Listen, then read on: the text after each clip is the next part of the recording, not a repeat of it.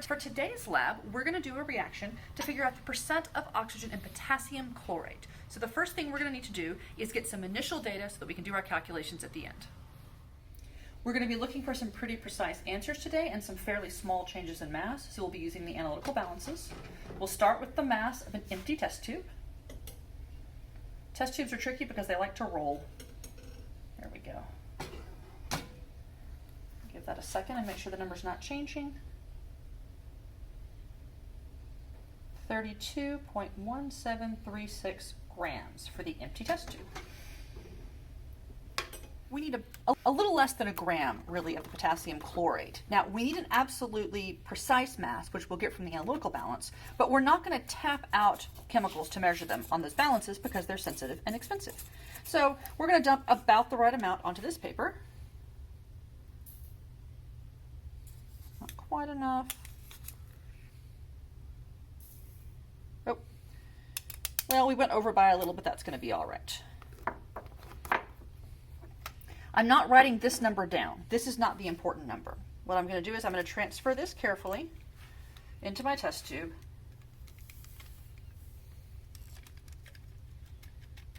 And now I'll go find the actual mass of the test tube plus the potassium chlorate. All right. We want to be extra careful laying that down since there's a chemical in it. 33.238 7 grams. All right, now for the iron oxide.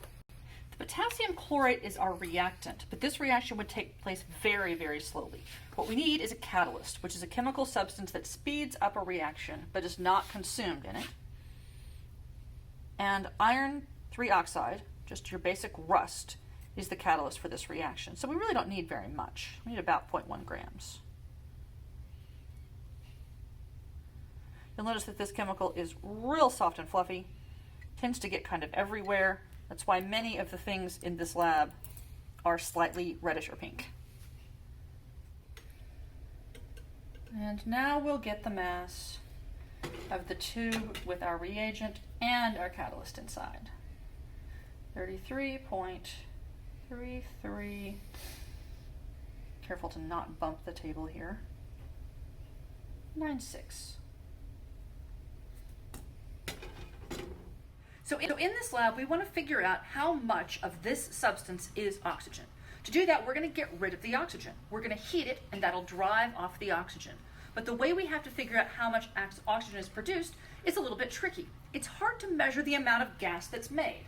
So what we're going to do is we're going to clamp our test tube on here. We'll have a Bunsen burner underneath that will heat it. As we heat this substance, the oxygen gas will be produced. And here's what it's going to do.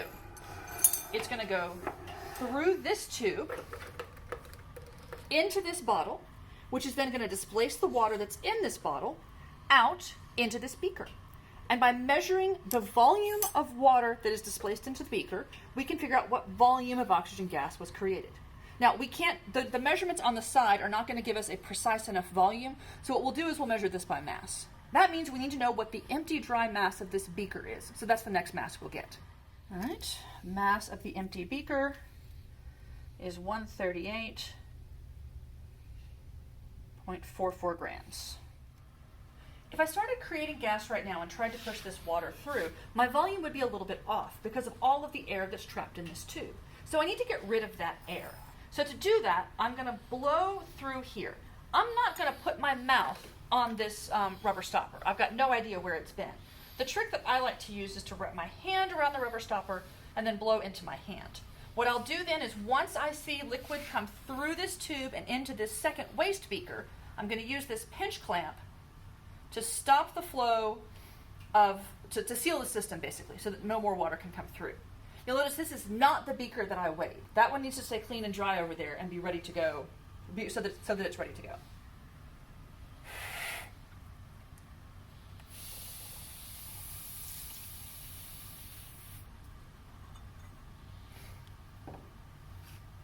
All right, I like to test this by running some water back in, basically siphoning the water back over. Oh, it's good that I did. I got a few more bubbles out there.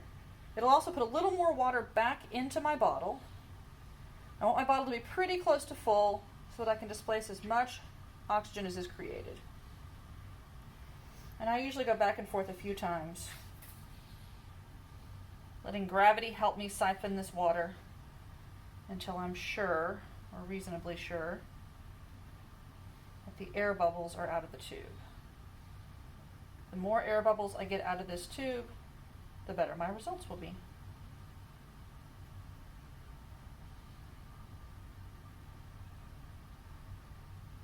And I didn't see any go over this time. Plus, truthfully, my hand is getting kind of cramped. This clamp is hard to hold. So we're going to seal this off here. We're going to take this out.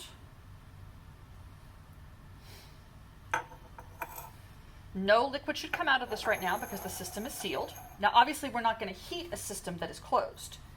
So after I put the stopper on my test tube over here,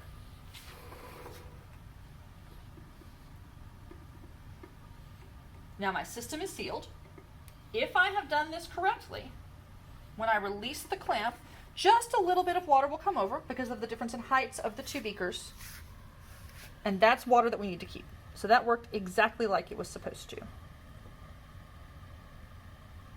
All right, my system is ready. While I was setting things up, I also got the temperature of the room, which is 21.1 degrees Celsius, and the pressure, the atmospheric pressure, which is 30.04 inches of mercury. We'll check again at the end of the lab. The pressure was dropping, which could mean the weather is changing. So I'll check when I'm finished with the experiment to make sure that the atmospheric pressure hasn't changed. We're going to heat this with a Bunsen burner. This is the first time I've used the Bunsen burner today, so I've made sure to close the gas off at the bottom and to push the barrel to close the air. Neither one is really, really tight. I'm going to go ahead and get out a match so that I'm ready as soon as my gas is flowing. I'll turn the gas all the way on at the wall, and then I'll turn a little bit of gas on at the bottom of the burner. Once I hear the gas flowing, I'll bring the match in from the side and below to light the flame. Now, this is a cold flame, which doesn't mean that it won't burn me, but still. And I want a nice blue flame, so I'm going to add more air to my flame until I get that pretty blue cone and the other blue cone on the inside. All right, I want to be a little bit careful heating this substance. If I create oxygen gas too fast and the pressure builds up faster than the water can flow out, then one of these hoses will pop off and I'll have to start the whole experiment again. So I'm going to keep an eye on the water level in my jar here. And if it starts to drop too quickly, then I'll know that I need to pull the flame away. I like to actually hold the Bunsen burner while I'm doing this because it lets me control my heat pretty carefully. This is one of those reactions where you won't see anything happening at first, and then at some point it'll start to go, and then it'll just go like crazy.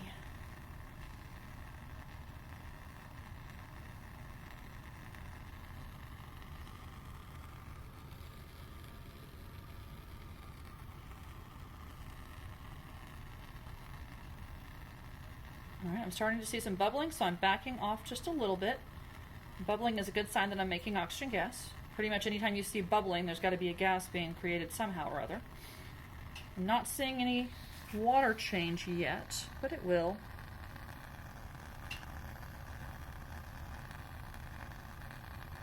Oh yeah.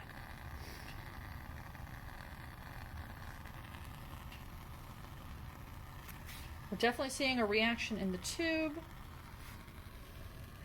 We're seeing a little liquid coming over there.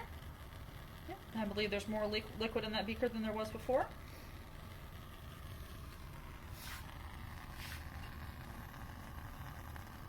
We're going to see this melt. We're going to see this bubble.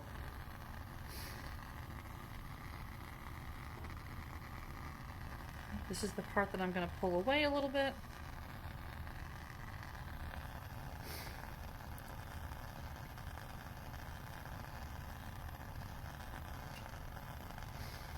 I can still definitely see that white clump over there, which is more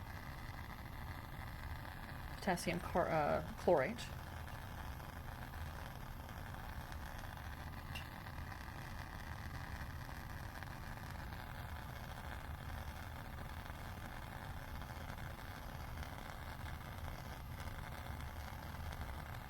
I see that I've got more oxygen gas or more water in my beaker, which is good. That's what I expect to see.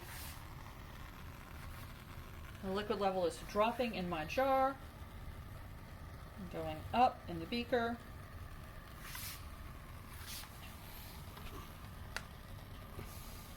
I still see pretty vigorous bubbling over here, so I'm going to keep heating.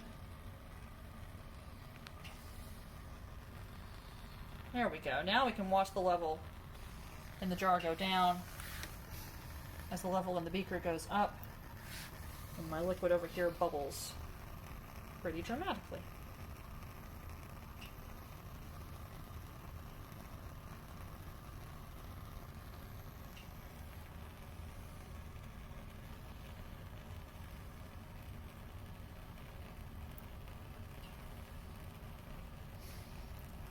This is the reason we want to be sure that we get the correct quantity of our chemical substances. If we had put too much potassium chlorate in here to begin with, then our beaker might have been too small and might have overflowed. So, you know, just one more plug for following the instructions in the lab manual when you guys actually get to come back into a lab. If we look up here again, we're going to see that not as much is happening in the tube. I can still see a little bit of sort of bubbling and motion in there, so I'm not going to stop heating yet. I'm also still seeing that water level drop in the jar and go up in the beaker. I'm definitely not done.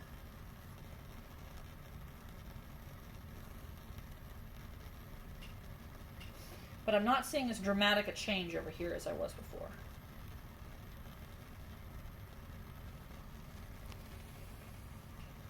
Here's hoping I didn't speak too soon about overflowing that beaker.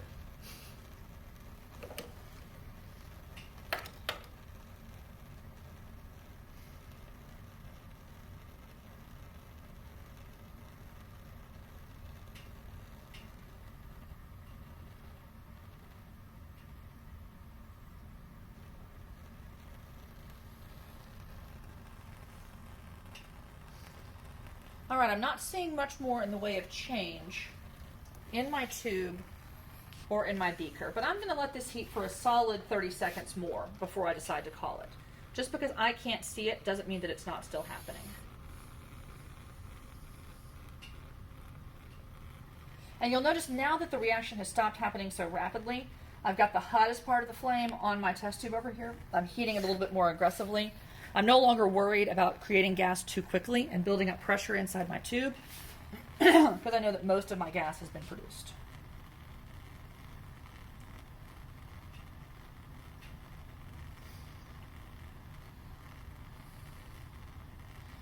There's really no downside to overheating this. The only thing that you could do, I guess, is waste your own time.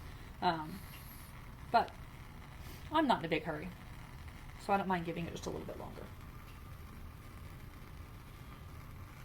I'm trying to make sure also that if there are any little bits that are kind of on the sides, that they're getting plenty of heat as well, not just the potassium chlorate that was in the bottom. Doing that without scorching the rubber clamp up there, because I'll tell you, I've heated those up too hot before, and that does not smell good.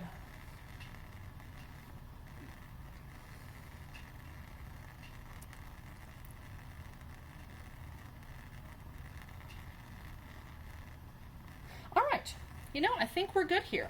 So what I'm going to do now is I'm going to turn off my burner, and I'm going to leave this to sit until it comes back to room temperature. Right now, all parts of this system are fairly warm, which means this gas is taking up more space than it did when it was at room temperature when we started. We need to let the whole system cool back to room temperature so that the pressure inside is at atmospheric pressure again, and we can know for sure that we have the right volume of gas. So we'll come back to this in a little while once it's cooled. All right, so by the scientific method of feeling the tube and it doesn't feel warm anymore, I've decided that my system has come back to room temperature. To make sure that there's not a big discrepancy in the two heights of these water levels, I'm actually going to move this over here and lower my beaker a smidge so that it's off the edge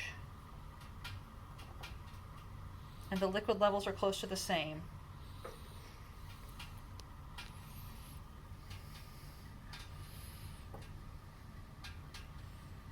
There we go, thank you. I'm going to clamp my tube, lift it out, and now I can take the stopper out of my tube.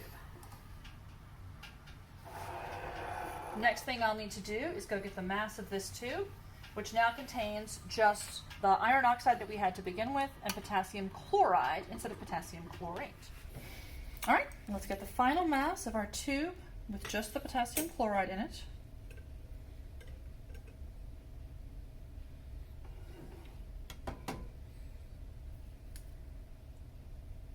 $32.9439 grams. We need the mass of water that we drove over in our experiment so that we can figure out what volume of oxygen was created. This beaker, almost full of water, is way too heavy for the digital scales, so we get to use the triple beam balance, which is always fun. This is sort of like the old school ones at the doctor's office, so we'll move this over. Oh, wait, there we go. All right, so it's between 400 and 500. Let's go back to 400.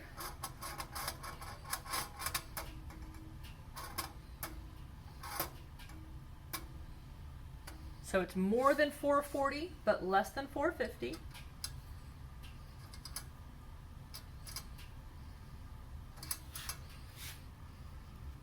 So I'm looking for the mass that makes this pointer line up right at the 0. Went too far.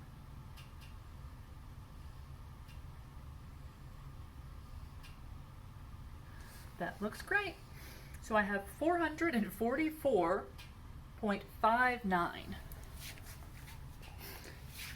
444.59.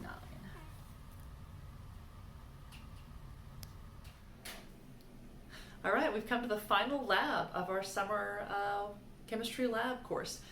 The gram molecular volume of gas, I think, is kind of a fun one. The calculations are a little bit simpler and more straightforward than some of the ones we've been doing lately.